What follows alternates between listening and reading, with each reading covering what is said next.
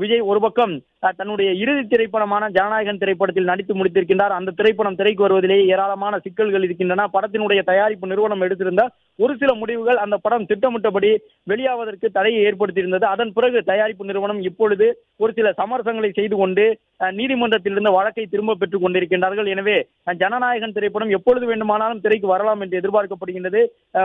குறிப்பாக இந்த தேர்தலுக்கு முன்பாக ஜனநாயகன் திரைப்படம் திரைக்கு வரக்கூடிய பட்சத்திலே அதுவும் ஒரு மிகப்பெரிய தாக்கத்தை ஏற்படுத்தும். இன்றைக்கு இந்த சீலநாயக்கன்பட்டிக்கு வந்திருக்கக்கூடிய தமிழக வெற்றி கழகத்தினுடைய துண்டுகளோடு வந்திருக்கக்கூடிய நிறைய பேரை நாம் அவர்களுடைய கருத்துக்களை கேட்டறிந்தோம். அவர்கள் சொல்லும் பொழுது அரசியல் கருத்துகளோடு ஜனநாயகன் திரைப்படம் தொடர்பான தங்களுடைய கருத்துக்களையும் சொல்லி இருக்கின்றார்கள். அவர்களாகவே அந்த தகவலை சொல்லுகின்றார்கள். அரசியல் ரீதியாக ஒரு சில கேள்விகளை எழுப்பக்கூடிய நம்மிடம் அவர்கள் ஜனநாயகன் திரைப்படம் தொடர்பான தகவலையும் சொல்லுகின்றார்கள்.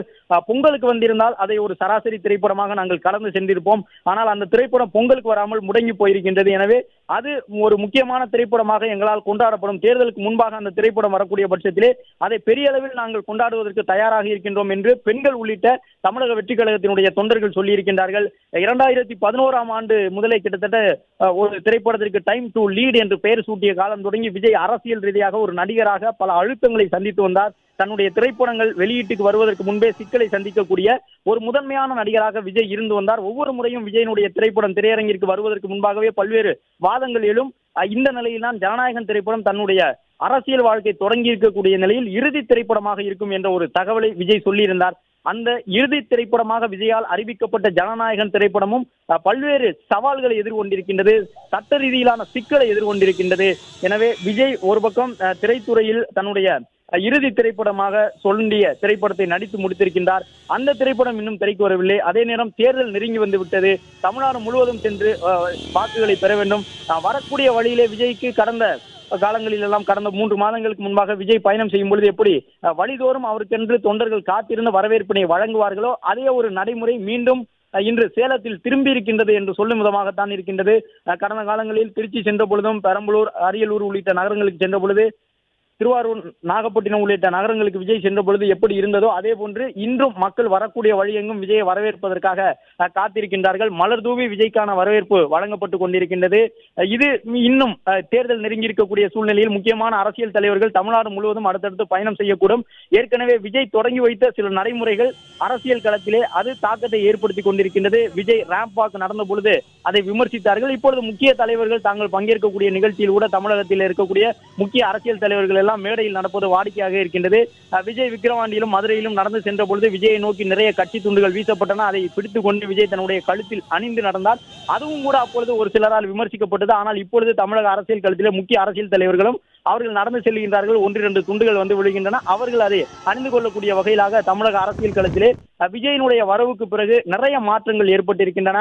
ஒரு சில அரசியல் தலைவர்கள் விஜயினுடைய அந்த அரசியல் அணுகுமுறையை அவர்களும் பின்பற்றுகின்றார்கள் என்பதையெல்லாம் பார்க்க முடிகின்றது. ஏனென்றால் விஜயை பொறுத்தவரை திரைத்துறையிலிருந்து அரசியலுக்கு வந்தவர். எனவே மக்களை கவரக்கூடிய வகையிலான அந்த அணுகுமுறை விஜய்க்கும் தெரியும். அந்த அடிப்படையில் தான் விஜயினுடைய நிகழ்ச்சிகள் எல்லாம் ஏற்பாடு செய்யப்படுகின்றன. விஜயினுடைய அரசியல் பேச்சுகள் மட்டுமல்ல, விஜய் பேசக்கூடிய அந்த துணி மட்டுமல்ல, அதற்கு முன்பாக அவர் செய்யக்கூடிய அந்த நடவடிக்கைகள், அவர் நடந்து செல்வது, தொண்டர்களை சந்திப்பது, தொண்டர்களோடு இயல்பாக பழகுவது, தொண்டர்களுடைய அன்பை பெற்றுக் கொள்வது, இவை எல்லாமே ஒரு புதிய அணுகுமுறையை தமிழக அரசியல் களத்தில் உருவாக்கி இருக்கின்றது.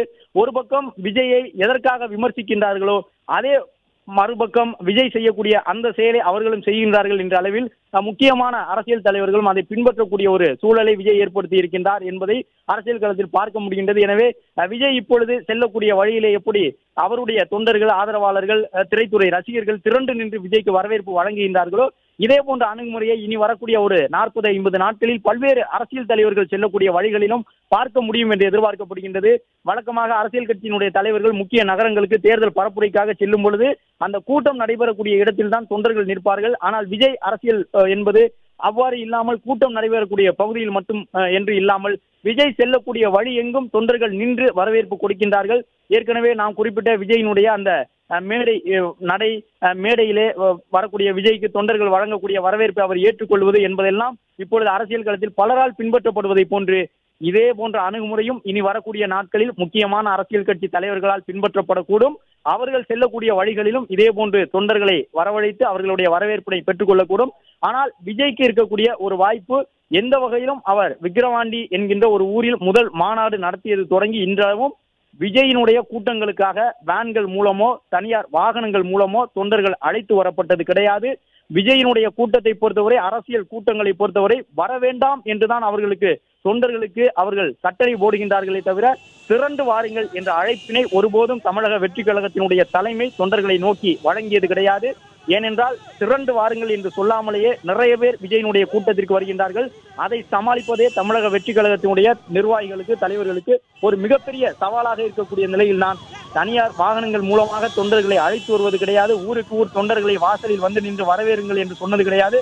ஆனாலும் நிறைய தொண்டர்கள் வருகின்றார்கள். வரக்கூடிய வழியெங்கும் அவரை வரவேற்று அழைத்து செல்லுகின்றார்கள். கிராமங்களில் இருக்கக்கூடியவர்கள் தங்கள் ஊரினுடைய முகப்பு பகுதியில் நின்று, முக்கிய சாலையில் நின்று விஜயை வரவேற்கின்றார்கள். இப்பொழுது சேலம் சீலநாயக்கன்பட்டியை விஜய் நெருங்கி இருக்கின்றார் என்ற ஒரு காட்சியை காணுகின்றோம்.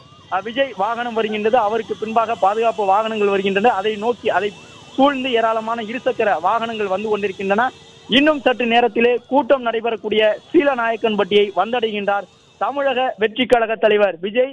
இன்னும் 60 நாட்களுக்குள்ளாக சட்டப்பேரவை தேர்தலை சந்திக்க உள்ளதாக பார்க்கப்படக்கூடிய ஒரு மாநிலத்திலே தன்னுடைய முழு மூச்சான தேர்தல் பரப்புரையை இன்று தொடங்கி இருக்கின்றார் விஜய். வழக்கமான தன்னுடைய பாணியிலான தேர்தல் பரப்புரையை இனி மேற்கொள்ள முடியாது. அதற்கென்று அனுமதி பெற வேண்டும் என்றால் தொடர்ந்து நீதிமன்றத்திற்கு செல்ல வேண்டும் என்ற நிலையில் நான் அனைத்தையும் மாற்றிக் கொண்டிருக்கின்றார். பிரச்சார வியூகத்தை விஜய் மாற்றிக் கொண்டிருக்கின்றார். முதல் முயற்சியாக சேலத்திலே அதை செய்திருக்கின்றார்கள். இனி விஜய் மக்கள் சந்திப்பு என்ற முறையில் ஆயிரக்கணக்கான தொண்டர்கள் திரண்டிருக்கக்கூடிய இடங்களுக்கு செல்ல போவதில்லை. பல்லாயிரக்கணக்கான தொண்டர்களை திரளச் செய்து அதன் பிறகு அந்த கூட்டங்களிலே விஜய் பங்கேற்க போவதில்லை. 5000 பேர் என்ற அளவிலே காவல்துறை அனுமதித்தால் அந்த 5000 பேருக்கு அனுமதி சீட்டு கொடுக்க தயாராக இருக்கின்றார்கள். 5000 50,000 இருந்தாலும் சரி, 5 லட்சமாக இருந்தாலும் சரி, காவல்துறை எவ்வளவு சொன்னாலும் அவ்வளவு பேரை மட்டும் திரட்டுவதற்கு நாங்கள் தயாராக இருக்கின்றோம். ஆனால் நாங்கள் எவ்வளவு தொண்டர்களை வேண்டுமானாலும் திரட்ட முடியும் என்ற கருத்தை தமிழக வெற்றி கழகத்தினர் சொல்லி வருகின்றார்கள்.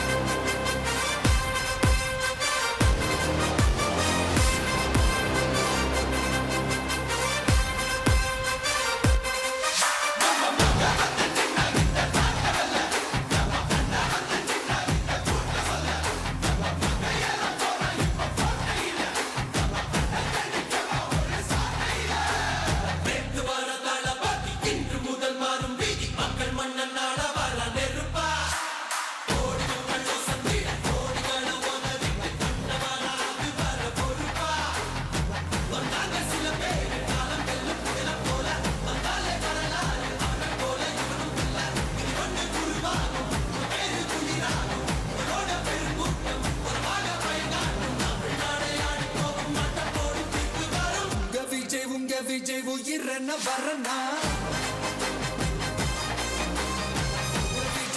விஜய் இழியவன் குரல் தான். விஜய் துணியால் இல்ல கடனா. விஜய் இழியவன் குரல் தான். விஜய் துணியால் இல்ல கடனா. மக்கள் தானே மன்னர்களை உனக்கு காட்ட வரனா.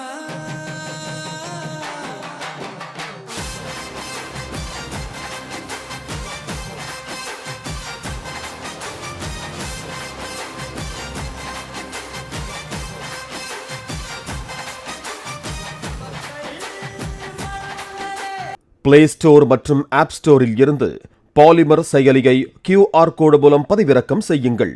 செய்திகளை உடனுக்குடன் பெறுங்கள்.